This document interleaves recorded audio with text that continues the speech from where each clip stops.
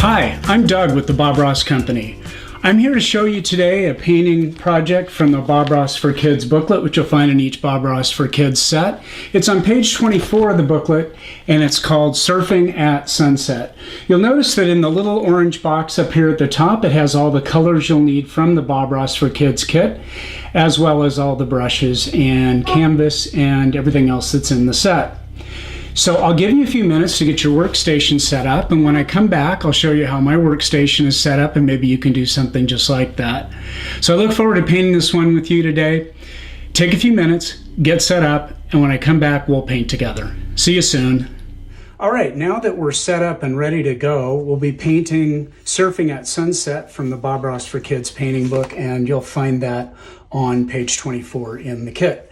So I've got a Bob Ross for Kids little canvas panel here, which all I've done is I've taped it to a board here that I've got propped up with a brick underneath it, just to make it easy for me to see and for you to see while I'm painting. So that's on there. Just put some tape on the back of it and stuck it right on the board. I've got all my brushes here. I've got the little Bob Ross for Kids knife. I've got the Bob Ross landscape brush. Sometimes you'll hear me talk about the 1-inch brush. That's because it's designed after Bob's 1-inch landscape brush. I've got the Bob Ross fan brush for kids, small fan brush. I've got the Bob Ross for Kids background brush. Now, sometimes you'll hear me refer to this as the 2-inch brush. It is modeled after Bob's big 2-inch landscape brush, or background brush that he used on the show. And then I've got the little Bob Ross for Kids script liner brush. I've got all my paints laid out on my palette. The colors I'll be using today are titanium white for kids. I've got Prussian blue. I've got Van Dyke brown. I've got sap green, cad yellow, and bright red. Now I usually lay my palette flat on the table and keep it that way the whole time. These paints are a little runny and I don't want it to run off onto the floor or onto the table. I've also got all my colors up here in case I need a little extra while I'm painting. You never know, you might want to add a little bit more. It's always a good idea to put out a little bit of color and then add to it, so that way you're not wasting paint and it's not just drying on your palette while you're not using it. I've also got the Kid Liquid White here in this little jar. Now you might want to shake this up before you start, make sure the lid's on good. And the first time you open this up, you'll unscrew the lid and there's a little seal that you'll have to have help taking off there. But you do want to shake it up. And then I just take the lid off. Now, because we paint like Bob on the show, even though Bob used oil paints, these are acrylics and they're safe for use for kids and everyone else. And we'll start with a wet, thin coat of the liquid white on the canvas so that we can move and blend color on today's painting really easily. I'll start by picking up the Bob Ross background brush for kids. That's this little one here. I just dip it into some of the liquid white and I want a thin, even coat all the way across the canvas, and you can go side to side, you can go up and down. What I'm looking for is a thin, thin, thin, even coat of this, and I just dip into more as I need it. Now, at this point of the painting, I do work just a little bit fast because I want to work while this is still wet. That, like I said, that helps me to move and blend color on the canvas, just like Bob did when he was using oil paints. Even though these are acrylics, I can still use that technique for getting a nice smoothly blended sky and water. We've got a really fun little sort of a seascape today with palm trees and everything. I'm looking forward to this one. This one's really cool. So what I'm going to start with, if I look at my little booklet here, I'll just go step by step with you. We're on step number 1, and you'll notice there's a little yellow circle here that has a 10-minute pause, and that'll be after we get the color in the sky in, just to let it dry a little bit, and I'll let you know when that's happening. So the first color I'll start out with is I'm going to pick up cadmium yellow on the brush, both sides of the brush. I didn't clean the brush or anything, and I want to create the glow of the sun down here in the lower right corner, and I'm just sweeping at an angle, just creating that glow of the sun, the sunset sun, right there in that lower right corner. And I'll bring it up, I don't know, about that far. Now, my painting may not be exactly like it is when I did it for the book, but that's okay. Every time you do a painting, it's going to turn out slightly different, and that's what makes it fun. So putting a little bit of that cad yellow right there in the lower right corner. And then without cleaning the brush, I'm going to pick up a little bit of cad red, or bright red rather. This is bright red. For kids, bright red. And because I've got yellow in the brush, that'll make an orange color. I'll start up here, bringing that same angle in, and then I'll work my way down towards the yellow. That way the two will blend together right there, and you get that nice, almost a peach color. I don't want to cover up all the yellow. I want the two colors to just blend together. Now at this point I want to decide, do I need it to be a little brighter? Do I want a little more red? Sure I do. I'll pick up some more. Start where I started the first time, and then work my way down towards that yellow and let the two just melt together right there. So we get this nice fade from red down into an orangey color, down into the yellow. Already looks like a sunset, and we haven't done very much. So without cleaning the brush, I'm going to pick up Prussian blue this time and bright red. Now what red and blue make purple, and that's what I want to go for here. I want sort of a purplish color. If it's too blue, add more red. If it's too red, add more blue. I think I've got a good color going there. I'll start up in the upper left corner now, still using that angle, that diagonal angle, just sweeping up and back, up and back. And because we've got that little bit of liquid white on there, see, it's picking up the liquid white, the color gets softer in tone. And I can leave as many or as few brush strokes as I want in my world. That's up to me, and that's up to you when you're painting at home, what you want to see there. And I'll work my way down towards that red and let them just blend together right there. And you'll get sort of it'll go into more of a lavender tone or a reddish, pinkish, purple color right there. Now I have to look at it right now and decide if I want more color up in the sky. And I do, I think I do. I want to pick up more red, more Prussian blue. And I'll do it right now, but I'll start at the top because that's where I want it to be darkest, because our sun is setting down over here. And then I just work my way down again, just using that angled upward stroke. If you look at this, my strokes are pointing up towards this corner up here. That gives me a good idea of what angle I want there. And then I just let them merge together right there where the red begins. Now I can still keep doing this while the liquid white is wet underneath. Once it dries, which takes about 10 minutes, depends on, the temperature and humidity and all that in your area, I can keep working this as long as that's wet. Once it starts to dry, it'll become a little bit harder for me to do this putting the color on and blending it. So I have to decide if I've got enough color, and I think I'm there. And this will be where we'll take our pause. But before we take a pause, now you can smooth out any brush strokes. I'm careful not to go down into here, into the yellow, because that's going to make a green. So I try each area to be blended the way I want it, and then I don't go back down into it.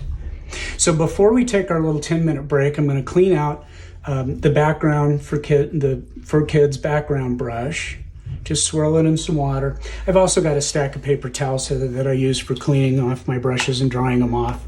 Wring off excess on the side, and then I'll just dry that off on a paper towel, and it'll be good to go for the next time I need to use it.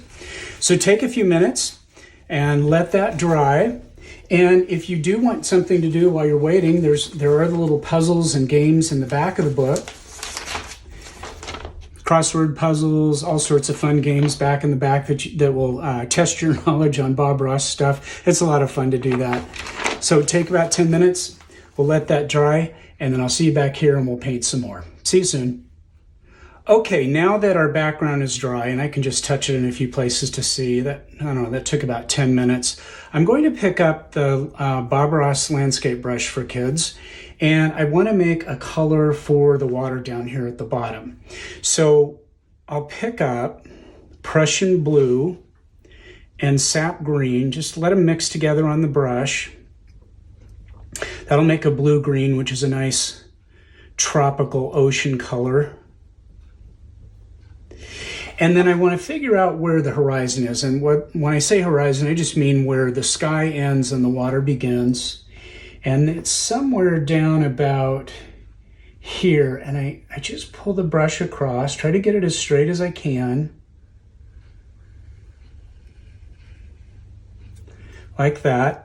And then it's just a game of filling it in. So I pick up more blue, more green, just let them mix together on the brush. And I'm just going back and forth. And I want this to be fairly solid in color, but you'll notice that it'll be green and blue together, which makes, like I said, a nice tropical ocean color. Sap green and Prussian blue, or Prussian blue and sap green. It's just a combination of both right there on the brush. Just back and forth till that bottom portion is filled up. And I pick up more blue that time. I said if it goes too green, pick up more blue. If it's too blue, pick up more green. We try to keep this easy. You don't have to think too hard about it. It's always good and it always comes out different. But that's the fun.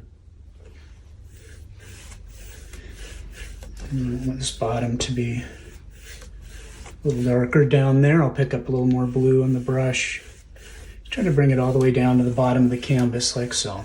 And just going back and forth to smooth it out. Now step number 3, we'll be putting some little wavy things or little water lines on that water just to look like the water's moving a little bit. It's sort of a calm ocean at sunset today. So there we go. Now the bottom is covered. I've got the color for the water down there. I will clean out the landscape brush. This is the small one. I call this the 1-inch sometimes, just because it's just like Bob's 1-inch landscape brush. But this is the one for kids. And I clean it off in my water there. And then I'll just dry it off on a paper towel.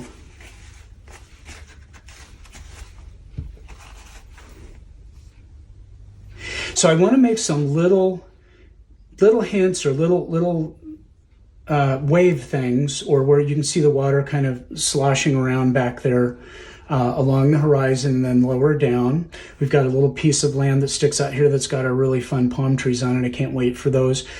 For that color, what I'll do, I'm going to be using the little for kids knife here. I want to take a little bit of white, the little bit of the Prussian blue in it. Just touch a little bit of the blue. Mix the two together right there on the palette. I think you can see that. It's a light blue. I just don't want it to be pure white. I'll wipe the knife off real quick. You can see the blue there, just like blue. And I just get a little bit of paint on that edge of the knife right there. And all I want to do is think about some little waves back here. I just touch right along the horizon there. Touch, just kind of slide back and forth, back and forth. Now, if your knife runs out of color, just pick up a little more. Just reach right over here.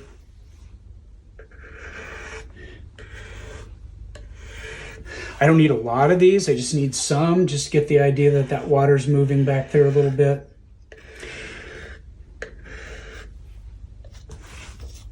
I think that looks really kind of fun on there.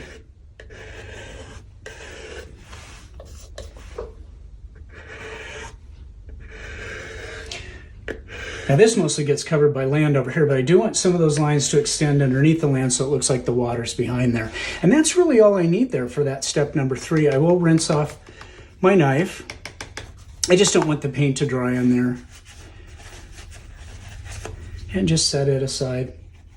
So now we'll be ready for step number 4. And if you look at your little booklet here, that's where we're going to make this little piece of land that the palm trees are growing on. And we'll be mixing up a dark color for that we'll use for the land and also the palm trees. So what I want you to do, if you look at your little color combination here in the book, we've got bright red, cad yellow, and Prussian blue mixed together. So I'll pick up my Prussian blue, just put it over here. Little bright red, put it over here. Which will make a purple, but if I add yellow to that, because those are the primary colors, I get this real dark, almost a black color.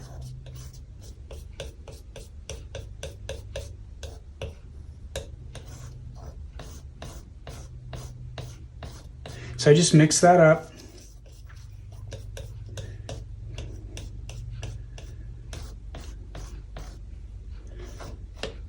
Just like that. I want plenty of this. I can always mix up a little bit more later if I need to. So I mix it and I just sort of re-scoop it into a little pile like that. And then I'll wipe my knife off. There you can see the color. It's just real dark, almost a black. Now these, the sun is behind these palm trees, so they're in silhouette, meaning they will look quite dark, almost a black. And we'll clean my knife off a little bit there. I just don't want paint to dry on it, like I said earlier.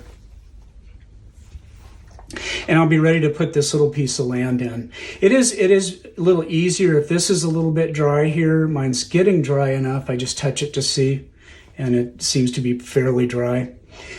So what I'll do now is I want to pick up that dark color that I just made with my fan brush. So I've got the fan brush and I'm loading both sides of the fan brush. Now this is where I want to think about that piece of land. It's just like a little sandy bank that's rolling down towards the water. So I start here just slightly above that green horizon line, and I'm just dragging the brush down, down, down. You can make it a little bumpy.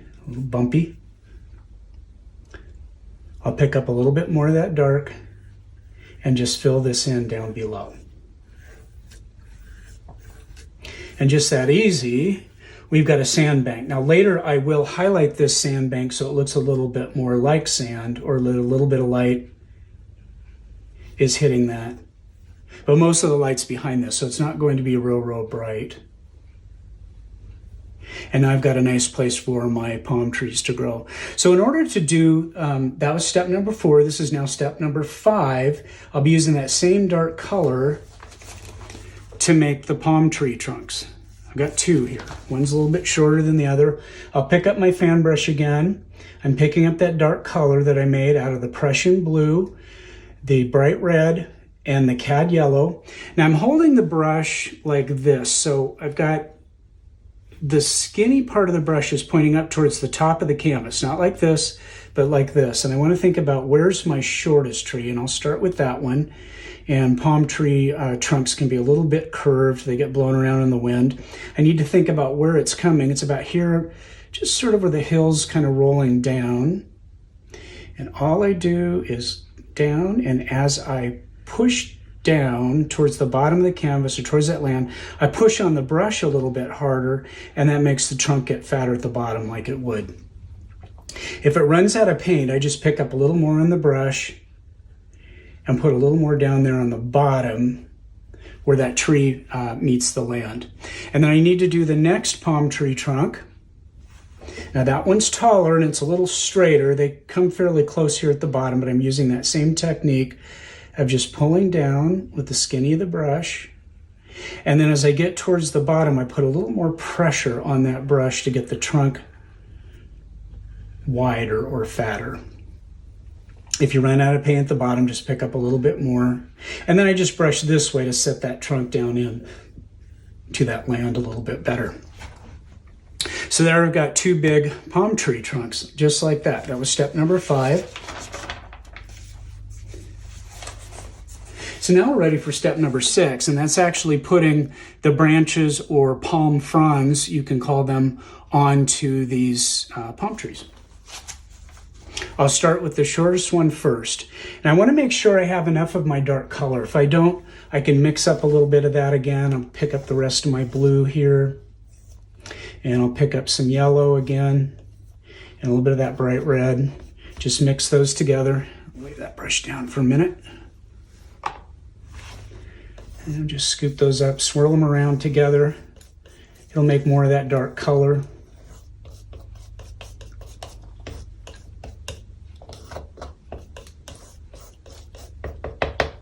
So I mix it, and then I just re-scoop it back up into a little bit of pile. That little pile, that keeps it from drying out so fast on you. But it's nice and dark. And there you can see the color on that paper towel, what it is, real dark. And I just clean up my knife in a little bit of water. I go throw that paper towel out. It's getting a little bit dirty. So for these palm fronds, I want you to load both sides of the fan brush, just like that, of my dark color. And I think about all the palm branches or fronds have to attach right here at the point, at the very top of the tree. That's how they grow. They get dried up and they fall off, but everything stays up at the top. So to create one of those branches, I just take the fan brush, holding it like this, not like this now, and I tap, tap, tap, tap, tap, and they sort of droop down. And then I pull, pull, pull, pull, pull. And there's one palm frond. Now they'll look a little dark and like there's not much detail in them at first, but I'm going to put some highlights on here and you'll see how this works. And I want one of these branches to come this way. So I touch, touch, touch, touch, touch, starting back up at the top point. And then I pull, pull, pull, pull, pull. I don't know how many branches there are on a palm tree. Maybe we've got 5 on this one. I'll pull one this way. Pull, pull, pull, pull, pull. I think I want one this way. This one I just tap and then pull, pull, pull, pull. And then I've got one maybe from the top going this way. I don't know. You have as many or as few as you want in your world. And then I pull. And when it gets out towards the end, it gets a little bit skinnier like that. So now I think I'm ready to put branches on the second tree. I pick up more of my dark color. Maybe this one has a branch that comes down here. And these branches can overlap one another. So these trees, they're not going to get out of each other's way. They're going to grow and they're going to overlap and dance around in the wind there. And then maybe I've got one this way. I don't know, every time I do these palm trees, they come out slightly different, and they should. That's the fun of it. Maybe this branch comes down this way. Maybe some of the little fronds come off that way. That's kind of fun. And then maybe there's one way up here at the top that's getting bent back and blowing back in the wind. Something like that. So I like those palm trees. Do I need any more branches? Do I want any more branches? I don't know. I think that's probably enough. So now that I'm done with the fan brush just for a minute here, I'm gonna let that dry just a tiny little bit. I think I'm gonna take my fan brush and just rinse it out in water. Just letting that dry a small amount. I don't have to take 10 minutes for this to dry. I just want that paint to sort of tack up just a little bit. That's still just a little bit wet.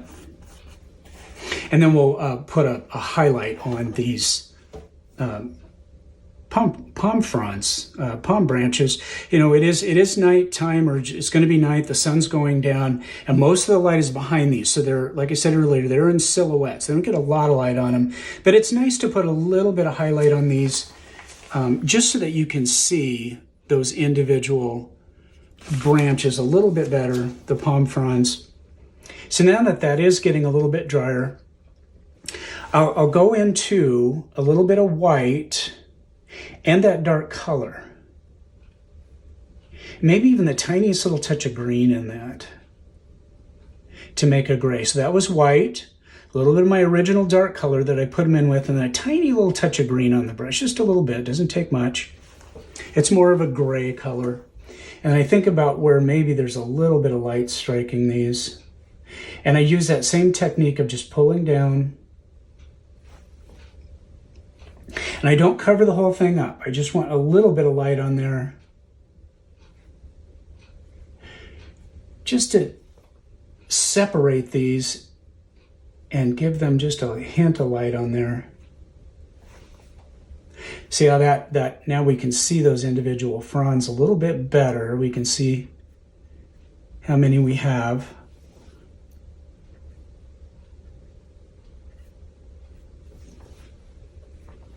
Boy, this is easy. You'll like this one. It's a lot of fun to do. He doesn't want to be down by the ocean. It's really hot where I am right now, really hot outside, and This is just cooling me off. And I'm just going to the second tree now.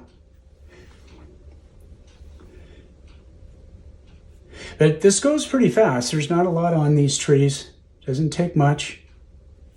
Just trying to put a little bit of light up there so we understand all these individual little branch shapes on our palm tree there. So that was great and easy. I'll clean off my fan brush.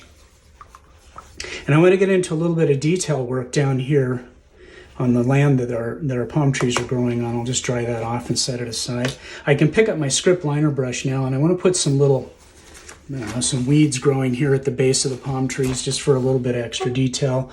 I use my script liner brush. I can touch a little bit of water with that just to thin the paint down, and I go into that dark, that same dark that I was using before, which remember was the combination of Prussian blue, cad yellow, and a little bit of the bright red. And then I hold the brush back here on the handle, and I want to pull up little strokes like that to create these little tufts of grass on top of this sandy bank. I don't need a lot of this, just some. This kind of helps to bring a little more detail into the painting. If you need more paint, just pick up more. I start at the bottom and pull up. That creates little hints of grass right there at the base of the palm tree. Pretty easy. I'll rinse out the script liner brush, dry it off, and then now all I really have to do is put a little bit of sand down here, or just the idea that there's maybe some sand down there on the bank, this little sandy part of the beach that's rolling down towards the water. And for that, I'll use my this is the landscape brush, the little, sometimes, like I said, I call it the 1-inch landscape brush. I take a little bit of white and a little bit of Van Dyke brown. I'm tapping the two together. I want just this light sandy color. See how it's sort of a tan color or a sand color? And I tap the brush, tap the end of the brush into that paint. And then I just want to think about where some of the light is maybe hitting that sand. It's just a real soft little tapping motion. It doesn't have to be much. We're just looking for something to put a little bit of detail. I'm just barely touching it, just barely tapping. But see how you get these little, it looks like little particles of sand, little pieces of sand on this little hill that the palm trees are growing on, rolling down towards the water. This is an easy one. This is a fun one. You'll like this. And I think it'll spark your imagination to all sorts of nice ocean paintings, water paintings. You can see how fun and easy this is. Sorry, my table's sort of bouncing there a little bit. And then I just let it go darker, darker, darker as I get down to this lower corner. Just like that. And that would be a good place to sign my painting, I think, which I'm just about ready to do. So there we go. The sand is done. I will clean out the 1-inch brush and dry it off on a paper towel. And I'll sign with my script liner brush. Now, whatever color you sign your painting in is up to you. Everybody's an individual artist. Bob liked to sign it in red. That looked good on TV. I'll go ahead and sign mine in red today. Sometimes I touch a little bit of water and go into the bright red. Like I said, you can use any color you want. And I'll just put my initials today, but how you sign and where you sign and what you sign is totally up to you as the artist. I'll just use this little lower right corner here. I've got a D for my first name and an H. And there we go. I think we can call this one about finished. I had a great time painting Surfing at Sunset with you today. I look forward to doing the next project in the Bob Ross for Kids painting booklet, which you'll find in the Bob Ross for Kids set. So I'll see you next time. Have a great day.